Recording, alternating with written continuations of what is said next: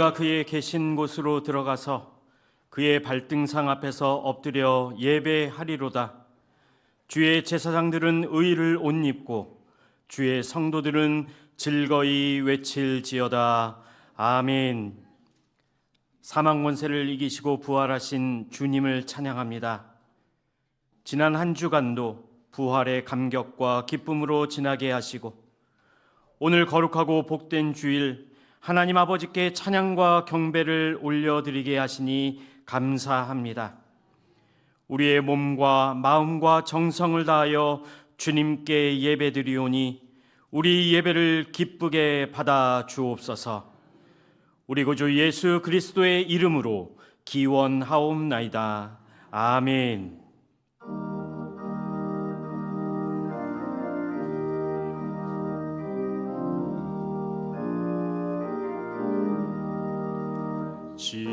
지금까지 지내온 것 주의 크신 은혜라. 아니 없는 주의 사랑 어찌로 말하랴. 찬하게나 주의 손이 항상 살펴주시고 모든 일을 주 안에서 형통하게 하시네. 몸도 마음도 연약하나 새 힘마다 살았네.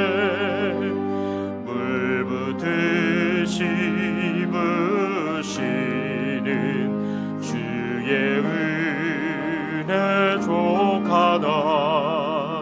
사랑 없는 거리에나 험한 산길 헤맬 때 주의 손을 굳게 잡고 찬송하며 가리라. 주님 다시 배울 날이 날로 날로 다가와 무거운 짐 주께 맡겨 벗을 날도 멀잖네. 나를 위해 예비하신 고향 집에 돌아가 아버지의 품 안에서 영원토록 살리라. 이 시간 겸손히 지난 한 주간의 삶을 돌아보며 참회의 기도를 드립니다. 한 주간 우리 삶 속에서 주님 뜻대로 살지 못한 저희의 연약함을 고백합니다. 하나님, 말과 행동, 생각 속에서 주님을 잊어버리고 내 뜻과 욕심을 따라 살았던 우리 죄를 용서하여 주옵소서. 주님의 사랑과 은혜를 받았으면서도 감사보다는 불평을, 용서보다는 정죄를 앞세웠던 저희를 불쌍히 여겨주시고 저희의 마음을 새롭게 하셔서 다시 주님을 바라보며 정결한 마음으로 예배하게 하옵소서. 이제는 하나님과 나만이 아는 은밀한 죄와 허물을 계속해서 다 함께 고백하겠습니다. 하나님, 지난 한 주간을 삶을 돌아보며 주님 뜻대로 살지 못했고 또 하나님의 말씀을 듣지 못했던 우리의 잘못을 고백합니다. 우리의 말, 행동, 생각 속에서 주님을 잊어버리며 내 뜻과 내 욕심을 따랐던 우리의 삶을 용서하여 주시옵소서. 아버지 하나님 감사합니다.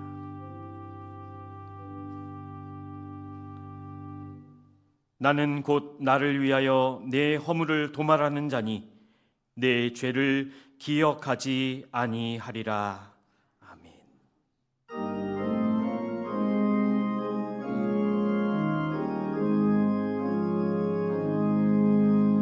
예수 우리 왕이여,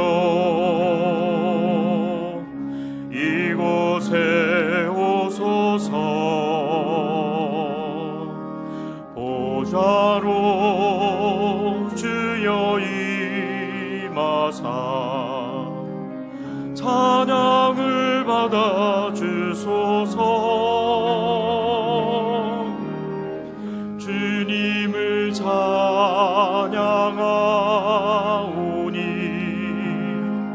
주님을 경배하오니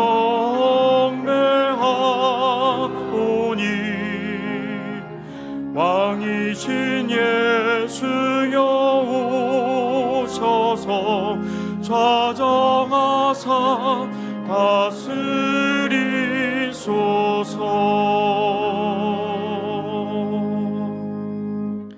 나는 전능하신 아버지 하나님, 천지의 창조주를 믿습니다.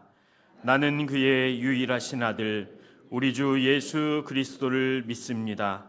그는 성령으로 잉태되어 동정녀 마리아에게서 나시고 본디오 빌라도에게 고난을 받아 십자가에 못 박혀 죽으시고 장사된 지 사흘 만에 죽은 자 가운데서 다시 살아나셨으며 하늘에 오르시어 전능하신 하나님 편에 앉아 계시다가 거기로부터 살아있는 자와 죽은 자를 심판하러 오십니다.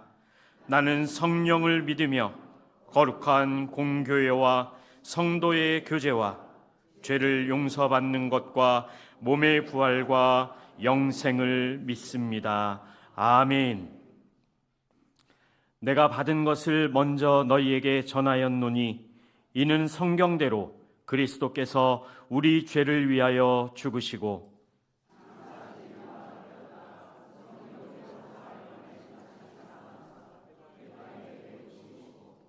후에 12 제자에게와 그 후에 500여 형제에게 일시에 보이셨나니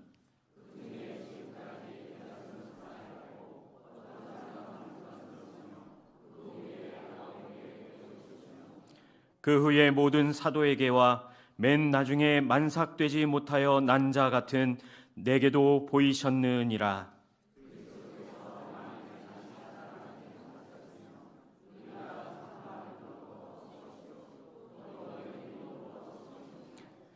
만일 그리스도 안에서 우리가 바라는 것이 다만 이 세상의 삶뿐이면 모든 사람 가운데 우리가 더욱 불쌍한 자이리라.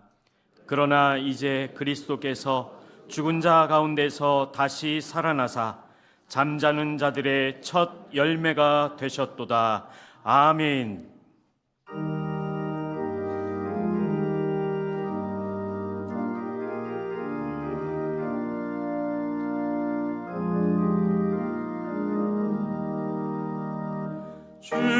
주님께 영광, 다시 사신 주 사망 권세 모두 이기시었네. 흰 옷 입은 천사 돌을 옮겼고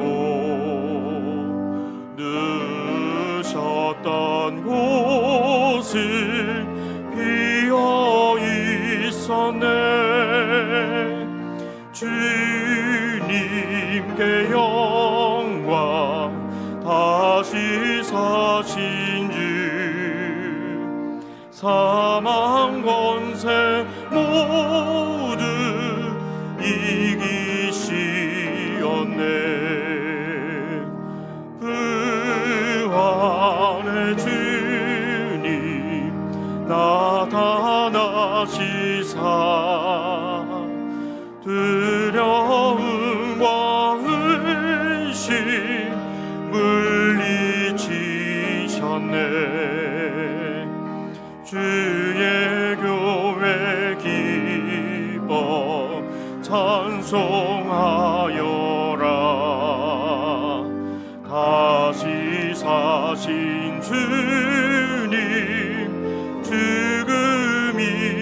주셨네. 주님께 영광, 다시 사신 주, 사망 권세 모두 이기시었네. 생명의 임금, 영광의 주님 없는 삶은 헛될 뿐이라.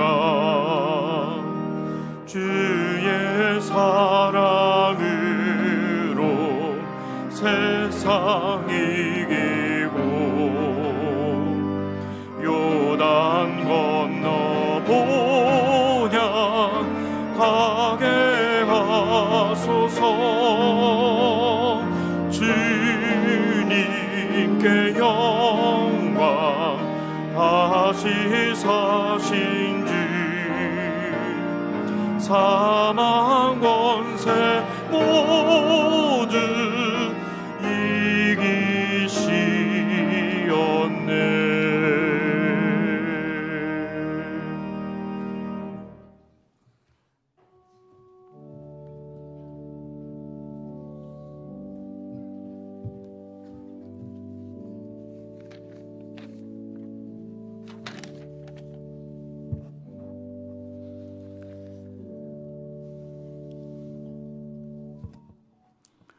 생사화복을 주관하시는 하느님 아버지, 상가들이 푸른 아름답게 단장된 4월 넷째 주, 거룩한 주일, 주의 자녀들이 하느님 아버지 전에 나와 예배드리게 하시니 감사를 드립니다.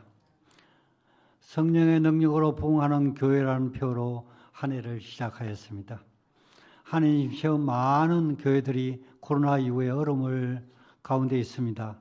올해는 하느님 교회가 성령의 능력으로 부흥의 역사가 있게 하여 주시옵소서.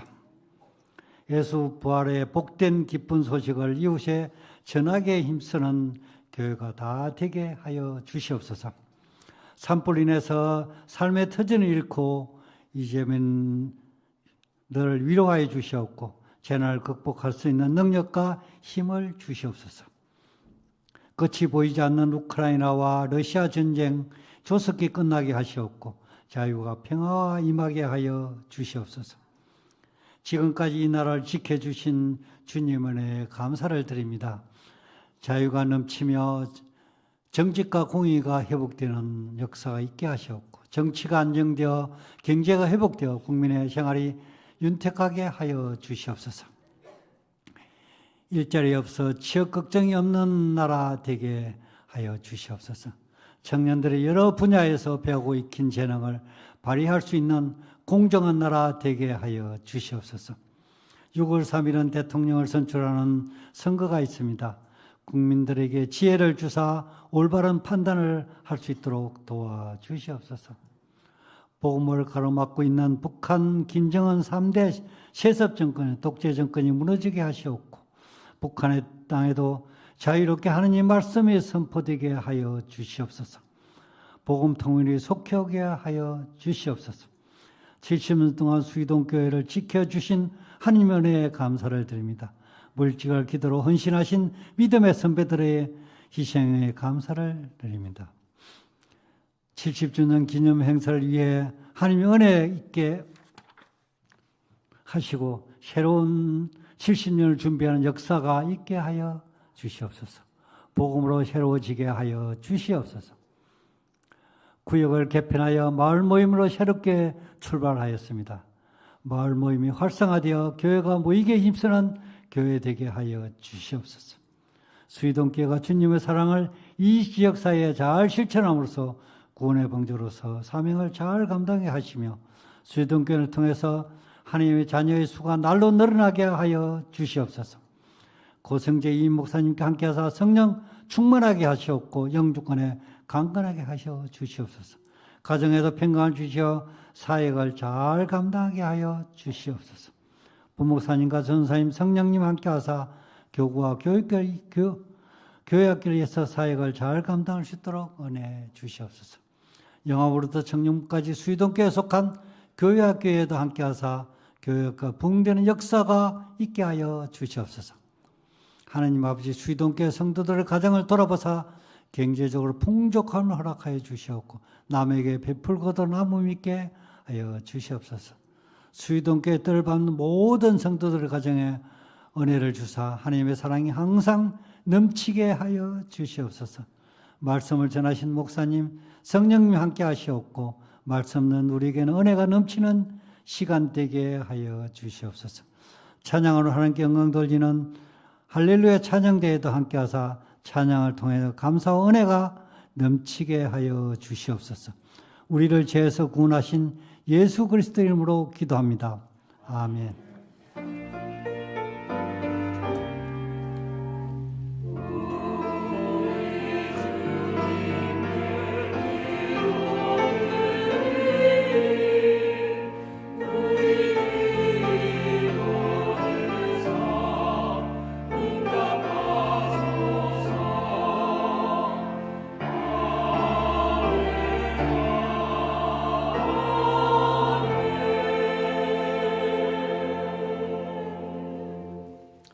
오늘 우리에게 주시는 하나님의 말씀은 사도행전 2장 14절에서 21절까지의 말씀입니다.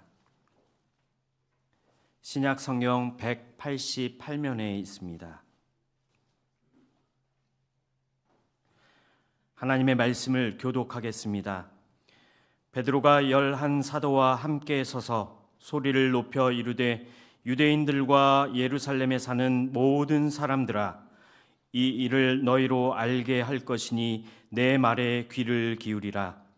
때가 제3시니 너희 생각과 같이 이 사람들이 취한 것이 아니라 이는 곧 선지자 요엘을 통하여 말씀하신 것이니 일러스되 하나님이 말씀하시기를 말세에 내가 내 영을 모든 육체에 부어주리니 너희의 자녀들은 예언할 것이요 너희의 젊은이들은 환상을 보고 너희의 늙은이들은 꿈을 꾸리라.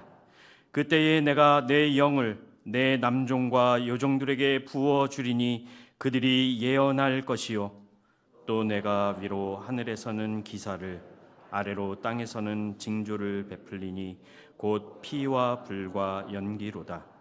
주의 크고 영화로운 날이 이르기 전에 해가 변하여 어두워지고 달이 변하여 피가 되리라. 누구든지 주의 이름을 부르는 자는 구원을 받으리라 하였느니라. 아멘.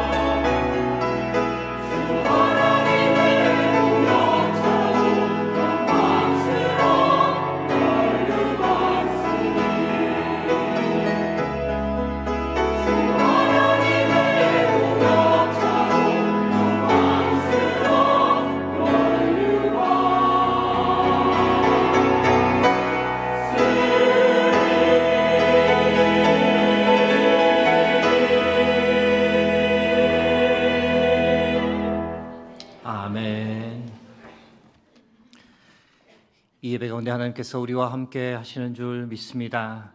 함께 하시는 그 하나님께서 우리 각자에게 말씀하실 때 아멘으로 응답하고 삶에서 순종하는 은혜가 우리 모두에게 넘치길 주의 이름으로 축복합니다. 오늘은 베드로란 제야의 말씀을 나누겠습니다. 베드로의 원 이름은 시몬입니다. 시몬은 시므온과 같은 이름인데요. 시므온은 히브리어이고 시몬은 헬라어식 표기다라고 보시면 되겠습니다. 야곱에게 12아들이 있었는데 두 번째 아들 레아가 낳은 아들의 이름이 시므온이었습니다. 주께서 들으셨다라는 뜻입니다. 예수님께서 갈릴리 호숫가에서 시몬을 만나시고 그에게 새로운 이름을 주셨습니다. 요한복음 1장 40절에서 42절 말씀 읽어 드립니다. 요한의 말을 듣고 예수를 따르는 두 사람 중에 하나는 시몬 베드로의 형제 안드레라. 그가 먼저 자기의 형제 시몬을 찾아 말하되 우리가 메시아를 만났다 하고 메시아는 번역하면 그리스도라. 데리고 예수께로 오니 예수께서 보시고 이르시되 내가 요한의 아들 시몬이니 장차 게바라 하리라 하시니라. 게바는 번역하면 베드로라. 게바는 아람어이고 베드로는 헬라어가 되겠습니다. 두 말의 뜻이 무엇일까요? 반석, 안반을 뜻합니다. 마태복음 16장 18절 말씀입니다. 또 내가 내게 이르노니 너는 베드로라. 내가 이 반석 위에 내 교회를 세우리니 음부의 권세가 이기지 못하리라. 예수님께서 제자 베드로 위에 교회를 세우겠다 말씀하십니다. 그 교회는 견고하고 결코 흔들리지 않는다라는 의미에서 시몬의 이름을 반석 베드로라고 불렀습니다. 저희 개신교에서는 별 의미를 두지 않지만 로마 가톨릭에서는 이 말씀을 근거로 베드로를 일대 교황이라고 믿습니다. 베드로는 벳세다 출신이었습니다. 요한복음 1장 44절 말씀입니다. 빌립은 안드레와 베드로와 함께 베드로와 한 동네 벳세다 사람이라. 그런데 아시는 대로 베드로가 예수님을 만났을 때는 베드로가 벳세다가 아니라 가버나움에 살고 있었습니다. 누가복음 4장 38절 말씀입니다. 예수께서 일어나 회당에서 나가사 시몬의 집에 들어가시니 시몬의 장모가 중한 열병을 앓고 있는지라. 사람들이 그를 위하여 예수께 구하니. 지도를 하나 보여드립니다. 갈릴리 호수 지도인데요. 보시면 갈릴리 호수 북쪽 위에 강줄기가 하나 보입니다. 이것을 상부 요단강이라고 말합니다. 헬몬산에서 물이 흘러내려와 갈릴리 호수까지 옵니다. 보시면 남쪽에도 흘러나가는 강줄기도 하나 보이실 텐데 이것을 하부 요단강이라고 합니다. 이 물은 사해까지 흘러갑니다. 호수 북쪽 위에 두 개의 도시가 보입니다. 둘 다 붉은색 동그라미로 표시해 뒀는데 오른편에 있는 도시가 벳세다, 바로 베드로의 고향이고 왼편에 있는 도시가 가버나움, 베드로가 예수님을 만났을 당시 살았던 도시입니다. 두 도시 사이에는 요단강이 흐르고 그 거리는 약 9km 정도가 됩니다.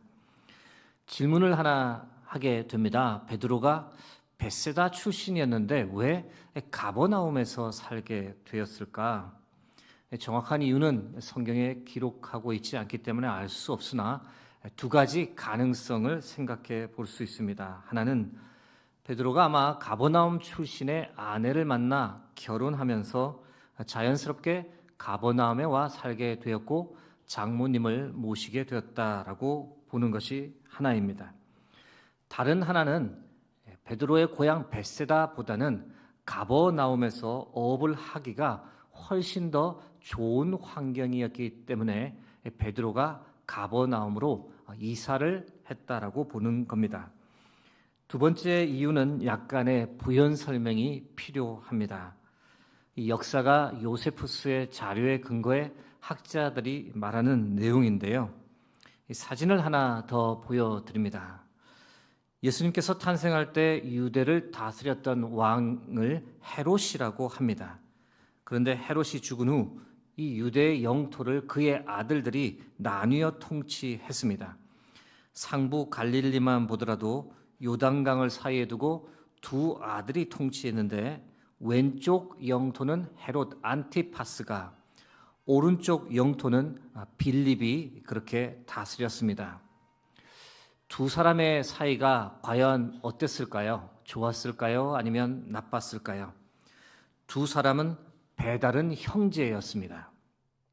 그런데 헤롯 안티파스가 이 빌립의 아내 헤로디아를 후에 취했고 이후에는 세례 요한을 참수했던 일이 있었습니다. 마태복음 14장 3절 말씀입니다. 전에 헤롯, 이때의 헤롯은 헤롯 안티파스를 가리킵니다.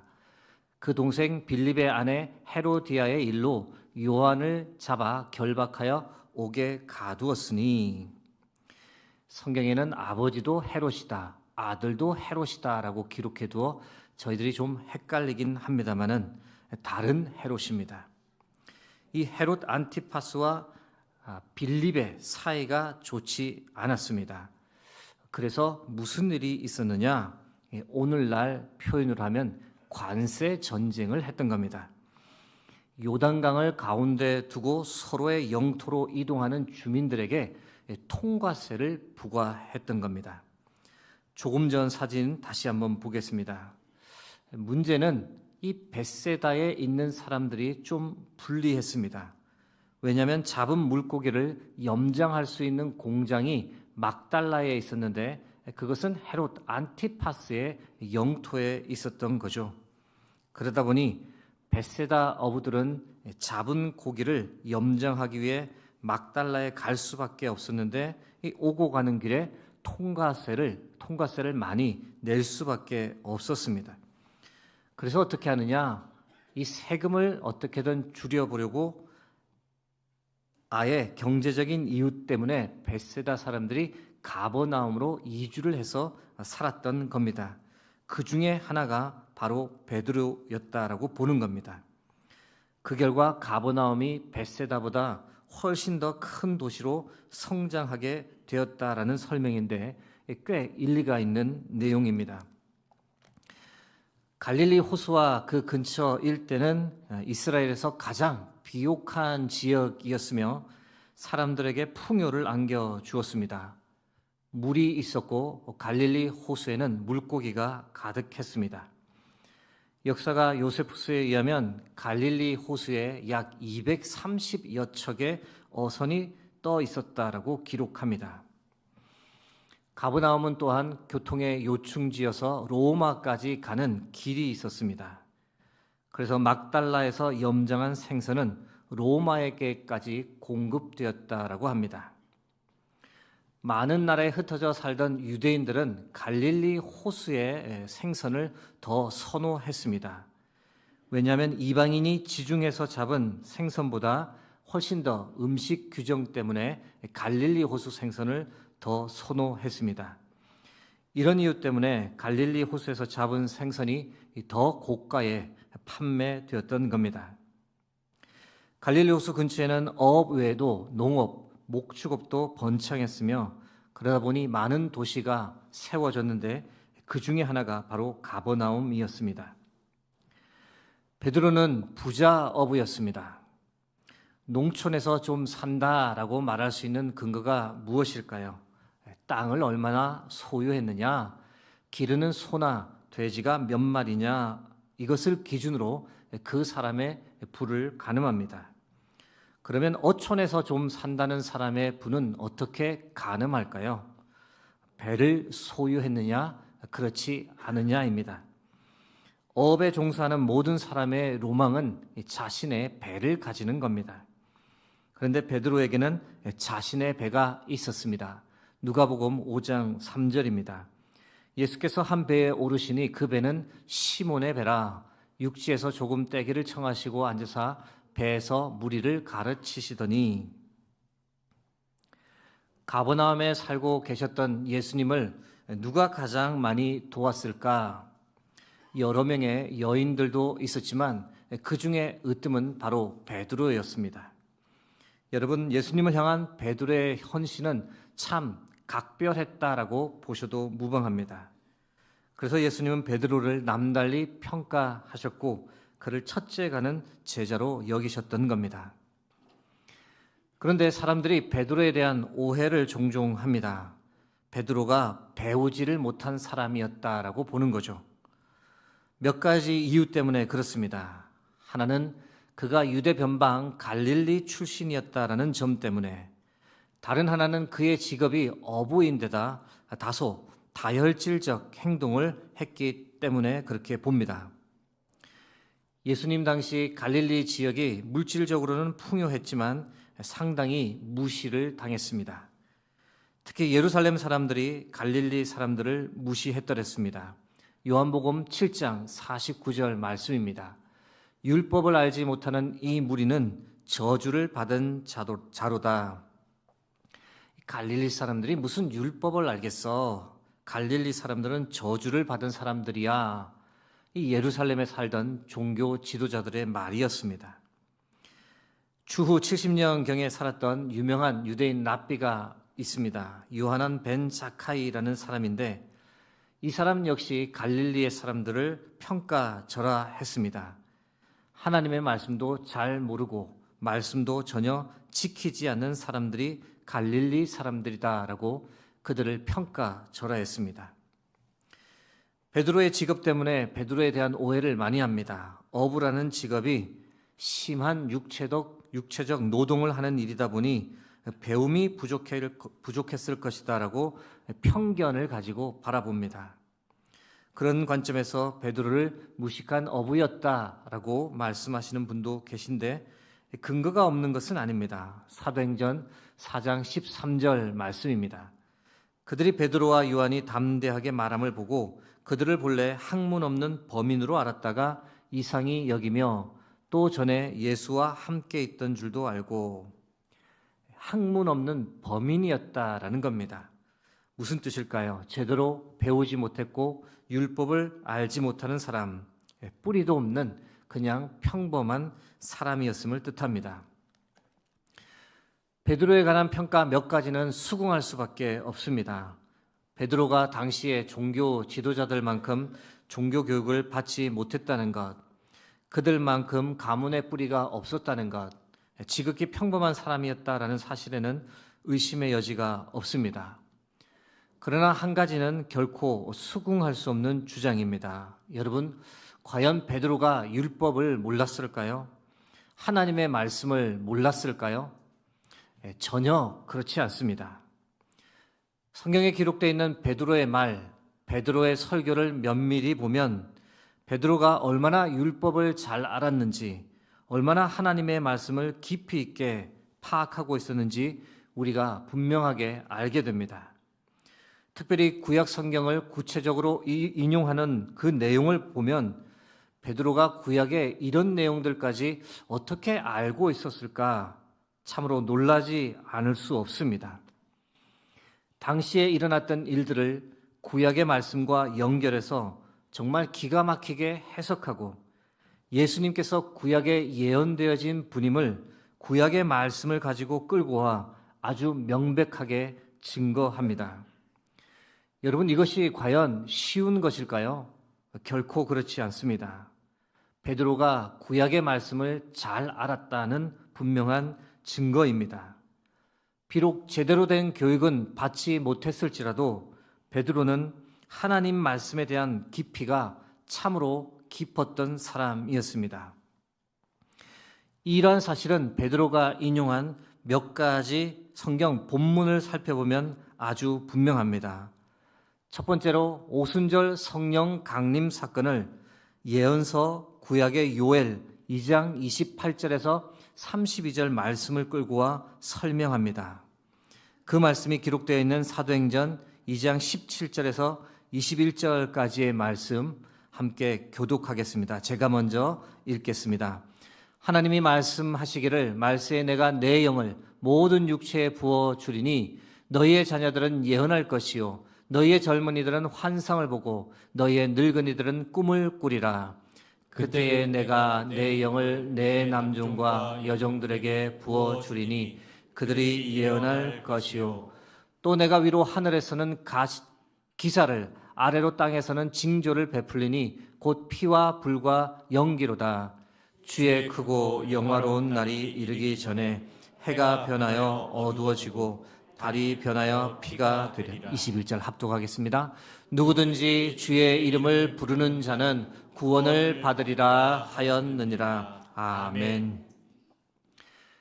베드로가 설교 중 오순절 성령 강림 사건을 설명합니다. 그런데 구약의 요엘서 말씀을 가지고 와 그 말씀의 성취가 바로 오순절 성령 강림이다라고 선포하는 겁니다. 그 과정에서 요엘서의 말씀을 암송한 그대로 외치면서 베드로가 전했던 겁니다. 여러분, 베드로가 지금 요엘서 말씀을 안다 정도가 아닙니다. 읽어보았던 적이 있다는 정도가 아닙니다. 요엘서의 중요한 부분을 완전히 암송하고 있었고 그것을 대중 앞에서 선포했던 겁니다. 여러분, 이것이 무엇을 이야기합니까? 베드로가 얼마나 열심히 예언서를 많이 읽고 암송하고 마음에 새기고 살았는지 그것을 우리에게 분명하게 보여주는 증거입니다. 예언서만 읽었을까요? 시편 말씀도 많이 읽고 암송했음을 알 수 있습니다. 예수님의 부활 사건을 언급할 때 구약의 시편 16편 8절에서 11절 말씀을 가지고 옵니다. 사도행전 2장 25절에서 28절에 기록되어 있는데 이것 또한 같이 교독하겠습니다. 제가 먼저 읽겠습니다. 다윗이 그를 가르쳐 이르되 내가 항상 내 앞에 계신 주를 배웠으며 나로 요동하지 않게 하기 위하여 그가 내 우편에 계시도다. 그러므로 내 마음이 기뻐하였고 내 혀도 즐거워하였으며 육체도 희망에 거하리니 이는 내 영혼을 음부에 버리지 아니하시며 주의 거룩한 자로 썩음을 당하지 않게 하실 것임이로다. 주께서 생명의 길을 내게 보이셨으니 주 앞에서 내게 기쁨이 충만하게 하시리로다 하였으므로.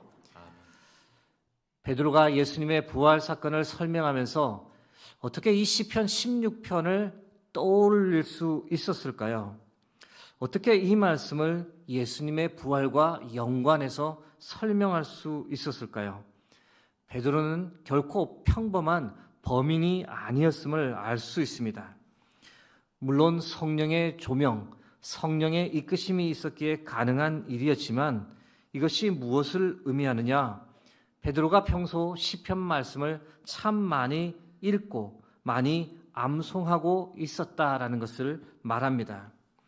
여러분, 이 외에도 베드로가 구약의 말씀을 참 많이 인용합니다. 지금 제가 무슨 말씀을 드리고 싶은 것이냐? 베드로는 결코 하나님의 말씀을 모르거나 율법을 모르는 사람이 아니었습니다.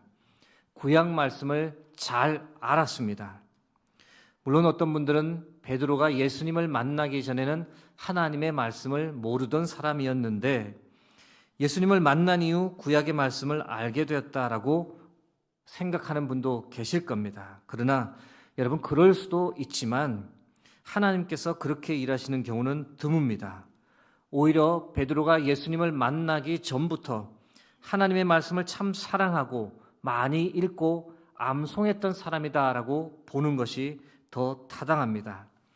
단지 오순절 성령 강림 사건을 통해 성령 충만을 받은 이후에는 이 예수님의 삶과 구약의 말씀을 연결해서 해석하고 풀어낼 수 있는 통찰력이 빛을 발하기 시작했다라고 보는 것이 더 옳습니다. 말씀을 누구보다 전심으로 사랑하였던 베드로, 그가 얼마나 말씀을 사랑했는지 이해하려면 예수님 당시의 상황을 좀 더 나눌 필요가 있습니다. 아시는 대로 지금처럼 인쇄 기술이 발달했던 시대가 아니었습니다. 개인적으로 성서를 소유하는 것은 불가능했습니다. 성서를 읽고 싶다고 해서 쉽게 읽을 수도 없었고 대부분의 사람들은 회당에서 랍비가 잠시 읽고 설명해 주는 것을 듣는 정도로 만족하며 살았습니다. 그런데 그런 상황에서 베드로는 달랐던 겁니다. 구약 말씀을 기억하고 그 말씀을 삶에 연결해서 생각할 수 있을 정도가 되려면 베드로가 과연 얼마나 많은 노력을 했을까요? 여러분, 베드로는 어부였습니다. 말씀을 연구하고 토론하며 살았던 종교인들처럼 그렇게 시간을 낼 수는 없었지만 자신이 처한 환경에서 최선을 다해 하나님의 말씀을 가까이 했습니다. 안식일에 회당에 갈 때마다 랍비가 들려주는 쉐마의 말씀을 듣고 기억하려고 노력했습니다. 생업이 끝나면 저녁에라도 자주 회당을 방문했습니다. 회당장에게 허락을 받고 회당에 비치되어 있는 여러 개의 두루마리 성경 중에서 자신이 읽고 싶은 것을 꺼내어 그것을 천천히 돌려가며 작은 소리로 읊조리며 읽고 또 읽었습니다. 오히려 비가 오거나 풍랑이 일어 조업이 불가능한 날이 되면 베드로가 더 좋아했습니다. 집에서 쉬거나 놀러 가는 대신 회당에 가서 하나님의 말씀을 또 꺼내어 읽었습니다.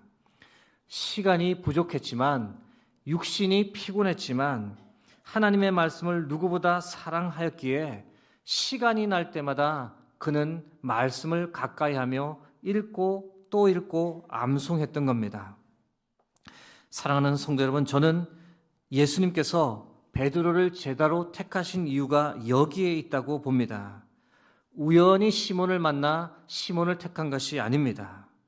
가버나움에 사시며 이미 하나님의 말씀을 사랑하는 이 베드로의 소식을 들었던 거죠. 그래서 그를 택했으며 예수님께서 시몬을 특별히 게바라 부르시며 그 위에 교회를 세우겠다라고 말씀하셨던 이유, 이 베드로의 말씀에 대한 사랑과 열정을 특별하게 생각하셨고 그 위에 교회를 세우겠다라고 예수님께서 축복하신 것으로 보입니다. 예수님께서 베드로를 끝까지 포기하지 않았던 이유, 그가 비록 주님을 배신하고 넘어지는 순간이 있었지만 하나님의 말씀을 사랑하는 그 마음은 제자 중에서 누구보다도 으뜸이었기 때문에 예수님은 베드로가 넘어지지 않도록 꼭 붙잡고 계셨습니다. 사랑하는 성도 여러분, 우리 역시 베드로처럼 하나님의 말씀을 전심으로 사랑할 수 있기를 소망합니다. 여러분, 우리는 베드로보다 훨씬 더 나은 시대를 살고 있습니다. 소유하고 있는 성경책이 한두 권이 아니고 심지어 우리 손안에는 스마트폰에 성경을 늘 가지고 다닙니다. 요즘은 아예 성경을 읽어주는 그런 프로그램도 많습니다. 여러분, 말씀을 읽고 듣는 은혜가 우리의 삶 가운데 충만하기를 바랍니다. 우리의 영혼이 살아가려면 하나님의 말씀을 펴서 읽고 먹어야 합니다. 아무리 바빠도 밥은 먹어야 하듯 우리의 영혼이 살려면 아무리 시간이 없어도 아무리 피곤해도 하나님의 말씀을 읽고 묵상해야 합니다. 여러분, 찔림이 느껴지는 표현인데요. 하나님을 믿는다고 하는데 하나님의 말씀을 가까이 하지 않는다. 이것은 거짓이 아니겠습니까? 하나님을 사랑한다고 하는데 하나님의 말씀을 보지 않는다. 이것은 우리의 위선이 아니겠습니까? 사랑하는 성도 여러분, 하나님의 말씀을 펴야 합니다. 읽어야 합니다. 묵상하고 암송하고 읊조릴 수 있어야 합니다. 그래야 우리가 영적으로 건강하게 살게 됩니다. 그래야 우리가 하나님을 기쁘시게 하는 삶을 살 수 있습니다. 여기 하나님의 말씀을 정말 사랑한 한 분의 주옥 같은 고백이 있습니다. 오늘은 우리가 이 내용을 교독하면서 설교를 마치고 기도하려 합니다. 시편 119편 97편에서 105절의 고백입니다. 제가 먼저 읽겠습니다. 내가 주의 법을 어찌 그리 사랑하는지요. 내가 그것을 종일 작은 소리로 읊조리나이다. 주의 계명들이 항상 나와 함께하므로 그것들이 나를 원수보다 지혜롭게 하나이다. 내가 주의 증거들을 늘 읊조림으로 나의 명철함이 나의 모든 스승보다 나으며 주의 법도들을 지킴으로 나의 명철함이 노인보다 나으니이다. 내가 주의 말씀을 지키려고 발을 금하여 모든 악한 길로 가지 아니하였사오며 주께서 나를 가르치셨으므로 내가 주의 규례들에서 떠나지 아니하였나이다. 주의 말씀의 맛이 내게 어찌 그리 단지요 내 입에 꿀보다 더 다니이다. 주의 법도를 말미암아 내가 명철하게 되었으므로 모든 거짓 행위를 미워하나이다. 105절 말씀 같이 합독하겠습니다. 주의 말씀은 내 발의 등이요 내 길의 빛이니이다. 아멘. 사랑하는 성도 여러분, 하나님의 말씀을 누구보다 사랑했던 베드로처럼 우리 역시 하나님의 말씀을 가까이하고 사랑하고 펴서 읽고 묵상하는 은혜가 우리의 삶에 충만하길 주의 이름으로 축복합니다. 함께 기도하겠습니다. 사랑과 은혜의 하나님, 우리에게 생명의 말씀을 허락해 주셔서 감사합니다. 이 말씀 우리의 손에 쥐어주시니 감사합니다. 이 생명의 말씀 더 사랑하고 더 가까이 할 수 있도록 말씀을 통해 길이요 진리요 생명이신 예수 그리스도를 더 깊이 만날 수 있도록 우리의 삶을 이끌어 주옵소서. 하나님의 말씀을 더 사랑하고 더 읊조릴 수 있도록 아무리 바쁘고 피곤하더라도 베드로처럼 주의 말씀을 가까이 하며 주의 말씀이 참으로 내 발의 등이요 내 길의 비침을 경험하고 고백하는 인생 되게 하옵소서. 우리 영의 양식인 성경을 우리에게 허락하신 예수 그리스도의 이름으로 기도드립니다. 아멘.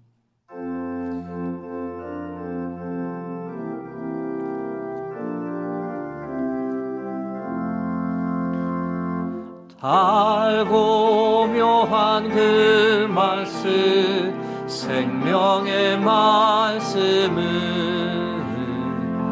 귀한 그 말씀 진실로 생명의 말씀이 나의 길과 미를 밝히 보여주니 아름답고 귀한 말씀 생명샘이로다. 아름답고 귀한 말씀 생명샘이로다. 귀한 주님의 말씀은 내 노래 되도다. 모든 사람을 살리는 생명의 말씀은 값도 없이 받아 생명길을 가니 아름답고 귀한 말씀 생명샘이로다. 아름답고 귀한 말씀 생명샘이로다. 널리 흘리어 퍼지는 생명의 말씀은 마음의 용서와 평안을 골고루 주나니 다만 예수 말씀 듣고 복을 받네. 아름답고 귀한 말씀 생명샘이로다. 아름답고 귀한 말씀 생명샘이로다.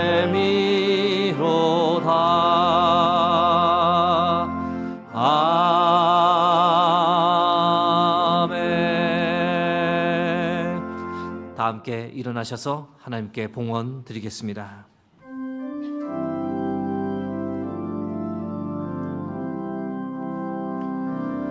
감사 위에 감사를 덮을 때 은혜 위에 은혜가 쌓이네. 모든 일에 감사, 모든 순간에 그리 아니하실지라도 감사 위에 감사를, 감사 위에 감사를 덮을 때 은혜 위에 은혜가 쌓이네. 모든 일에 감사, 모든 순간에 그리 아니하실지라도 감사.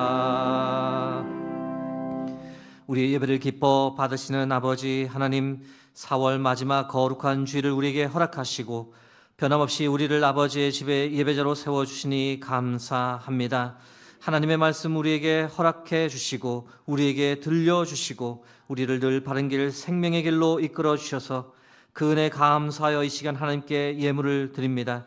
나의 모든 것은 다 하나님의 것입니다라는 고백과 함께 우리의 마음도 주께 드리오니 저희들의 정성을 기쁘게 받아 주옵소서. 하나님, 어려운 형편 중에서도 처음 익은 열매를 아낌없이 하나님께 드립니다. 각자의 처지에 따라 힘을 다해 정성껏 드립니다. 드린 가정 그 손길에 주께서 복 위에 복을, 은혜 위에 은혜를 더하여 주옵소서.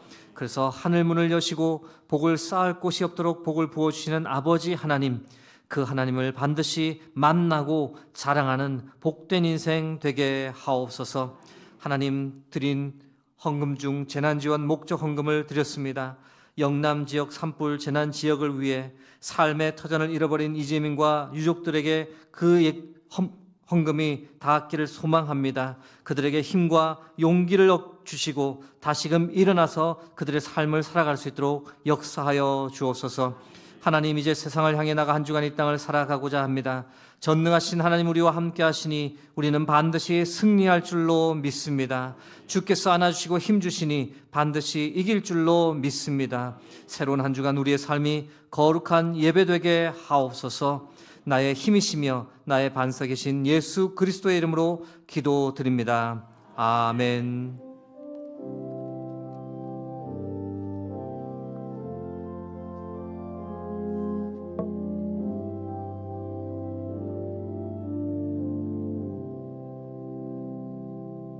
자리에 앉으시면 교회 소식 말씀드리겠습니다. 정면 보실 때 오른쪽에 현수막이 새롭게 걸렸습니다. 5월과 6월에 있을 교회의 일정들을 정리해 두었습니다. 5월에는 성령이여 우리 가정에 임하소서 어린이 주일, 어버이 주일이 있겠습니다.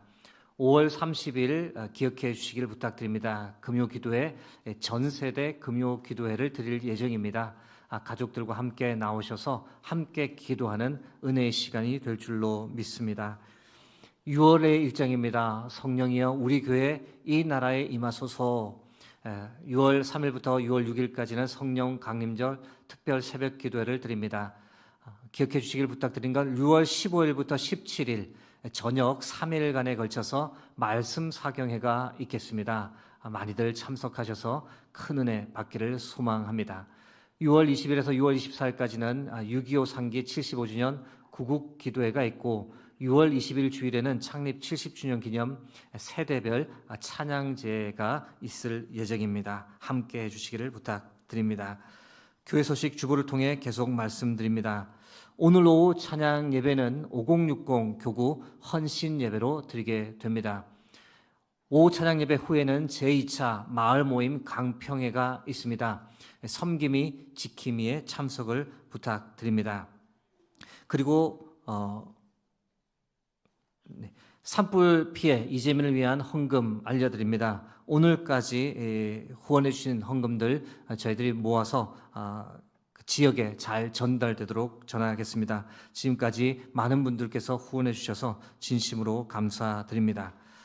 강북로의 중고등부 연합회 교사 및 교육자 워크숍이 오늘 오후 4시 30분 이곳 본당에서 있을 예정입니다. 다음 주일 소식입니다. 다음 주일은 어린이 주일입니다. 혹시 부모님께서 유아세를 원하시는 분은 사무실로 신청해 주시기를 부탁드립니다. 오늘은 친교 주일입니다. 예배를 마치고 나가시면서 마당에 있는 음료와 간식 같이 하시면서 다과의 시간을 가지시면 좋겠습니다. 새 가족이 등록해 주셨습니다. 박일래 성도님, 잠깐 자리에서 일어나 주시면 우리가 함께 환영하는 시간을 가지겠습니다. 네, 함께 환영하겠습니다. 평화 하나님의 평강이, 평화 하나님의 평강이 당신의 삶에 넘쳐나기를,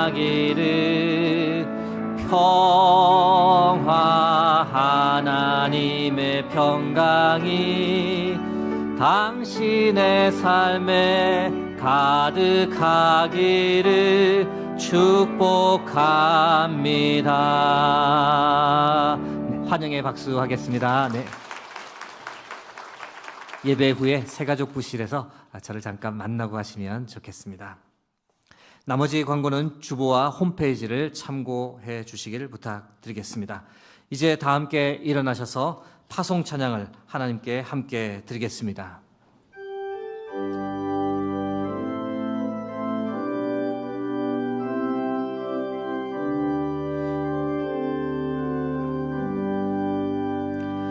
여기에 모인 우리 사랑받는 주의 자녀라, 주께서 뜻하신 바 우리 통해 펼치신다. 고통과 슬픔 중에 더욱 주님 의지하오니 어려움 이겨내고 주님 더욱 찬양, 이 믿음 더욱 굳세라.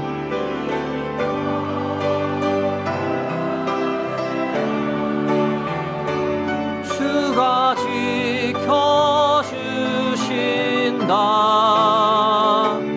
어두운 밤에도 주의 밝은 빛 인도하여 주신다. 지금은 우리 주 예수 그리스도의 은혜와 하나님 아버지의 무한하신 사랑하심과 성령의 감화 감동 교통하심이 허락하신 하나님의 말씀을 더 가까이 하고 더 사랑하며 살겠다고, 성경을 펴서 읽고 묵상하고 암송하며 살겠다고 그렇게 다짐하며 이제 세상을 향해 나가는 여기 모인 모든 주의 백성들 위해, 그들의 가정과 그들의 삶의 자리 위에, 하나님께서 붙잡고 계시는 이 나라 이 민족 위에 이제부터 영원토록 함께 하시길 간절히 축원하옵나이다. 아멘.